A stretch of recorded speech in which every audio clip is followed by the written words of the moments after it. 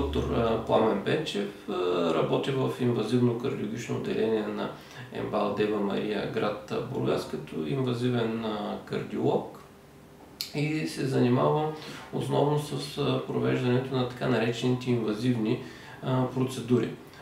През последните години сърдечната катетеризация и коронарната ангиография се наложиха като едни стандартни методи за изследване при пациенти с различни сърдечни заболявания.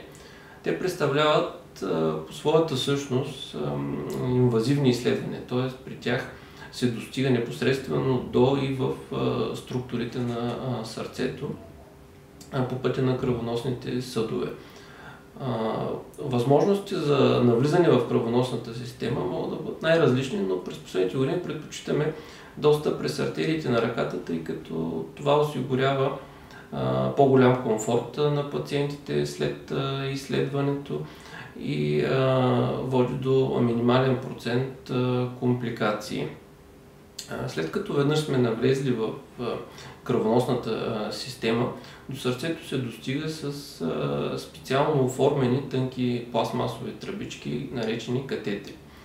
Те ни позволяват от една страна да регистрираме налягания в различни части на сърдечно-съдовата система, а от друга страна през тях можем да инжектираме специални оцветяващи вещества, които се наричат контрасти. По този начин ние можем да визуализираме патологични промени в структурата на артериите, на аортата или в функцията на сърцето.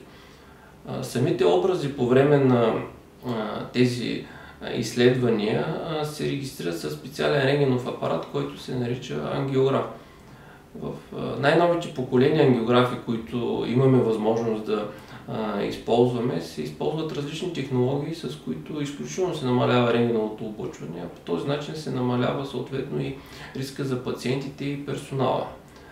Допълнително в една съвременна ангиографска зала, когато работим, използваме и допълнителни апарати за регистрация на наляганията, апарати, с които се измерва кръвоток в коронарните артерии, или пък можем да изследваме с ултразвук стената на съдовете. През последните години показанията за инвазивно изследване на сърцето все повече се разширяват. Най-често пациентите, които постъпват при нас, са пациенти с различни форми на исхемична болест на сърцето. Това могат да бъдат пациенти с стабилна ангина пекторис, при които вече са изчерпани максимално възможности на медикаментозно лечение и те постъпват за планова коронарна ангиография. Не е малък брой на пациенти, които постъпват с така наречените остри форми на исхемична болест на сърцето, като остър инфаркт на миокарда или нестабилна ангина пекторис. Има и пациенти, които постъпват с атипична стенокардна симптоматика, при които неинвазивните методи не могат да ни дадат категоричен отговор на това дали пациента има или няма исхемична болест на сърцето. Друга група пациенти, които постъпват, са тези с различни вродени или придобити пороци на сърцето, с болести на миокарда или перикарда или с белодробна хипертония, които постъпват за допълнително анатомично и хемодинамично уточняване на заболяването и за определяне на тежестта на порока или като част от подготовката за последващо оперативно лечение. Напоследък се обръща сериозно внимание и на заболявания, които могат да засягат други части на съдовата система, като инвазивното изследване на сърцето може да се съчетае с изследване на бъбречните, на мозъчните или артериите на краката, съответно при пациенти с тежка артериална хипертония, мозъчно-съдова болест или артериална недостатъчност на крайниците. Но все пак, за да се стигне до едно инвазивно изследване, е необходимо много внимателно да се преценят индикациите за него. Дали те са на лице, дали са достатъчно, както и да се обмислят възможните усложнения и едва след като се направи съпоставка на очакваните ползи и рисковете от инвазивното изследване, да се пристъпи към него. Що се отнася до противопоказанията, практически единственото абсолютно противопоказание е нежелание от страна на пациента. Всички останали са относителни и при правилна подготовка на пациента и наличие на сериозни индикации, инвазивното изследване може да се проведе. Често възниква въпроса дали инвазивните интервенции са само диагностични. Всъщност, сърдечната катетеризация и коронарната ангиография са само първи етап от инвазивната процедура. С методите на съвременната инвазивна кардиология при много от пациентите, когато се открият патологични отклонения, може да се премине и към лечение на тези проблеми. Най-често лечение се провежда при пациенти, при които са открити тежки стенози или запушвания на коронарните артерии.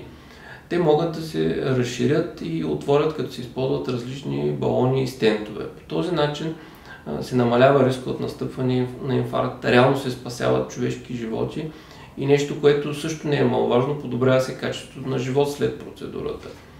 Предимството на тези методи, които ние използваме, е, че те се понасят много по-добре от пациентите в сравнение с байпас операцията, а болничният престой е много по-кратък практически. Много от пациентите могат да си тръгнат още на следващия ден след провеждането на интервенцията. От няколко години имаме възможност с инвазивни методи да лекуваме и случаи с тежка артериална хипертония, при които медикаментозното лечение не е достатъчно за постигане на достатъчен контрол. В такива случаи използваме специални балони, с които третираме бъбречните артерии, което може да доведе до подобрен контрол на артериалното налягане. Също така инвазивни методи се използват за лечение на някои ритъмни и проводни нарушения, навлизат вече методи за смяна на клапи при клапни пороци или за запушване на някои вродени пороци. Също така инвазивните методи дават възможност да се лекува стеснение или запушване в други части на съдовата система, някои съдови малформации, а все повече намират място и в лечението на туморните заболявания. Много важно след провеждането на интервенционалното лечение на едно сърдечно или съдово заболяване, пациентът да продължи да се следи от специалист. Чрез интервенциите ние лекуваме най-тежките форми на заболяванията и предпазваме от настъпването на усложнения, но за да се задържи този ефект във времето е необходимо пациентът да продължи стриктно да провежда медикаментозна терапия, както и да предприеме мерки, за да промени начина си на живот с цел да се намалят и по-добре да се контролират рисковите фактори. Мерките, които трябва да се вземат, за да се предпази един пациент от усложнение непоследствено след интервенционалната процедура, се определят от лекаря, който е извършил. Докато дългосрочните мерки трябва да се определят и контролират съвместно от интервенционалния лекар и от амбулаторно проследяващия лекар при активното участие на пациента. Ако пациентът не спазва дадените му препоръки, то често могат да настъпят усложнения, които да доведат пациента до състояние, което е по-тежко, отколкото преди интервенцията, понякога дори и до фатален край. Все пак, ако настъпят някакви усложнения, въпреки предприетите мерки, пациентите трябва възможно най-бързо отново да потърсят лекаря, който е провел интервенцията.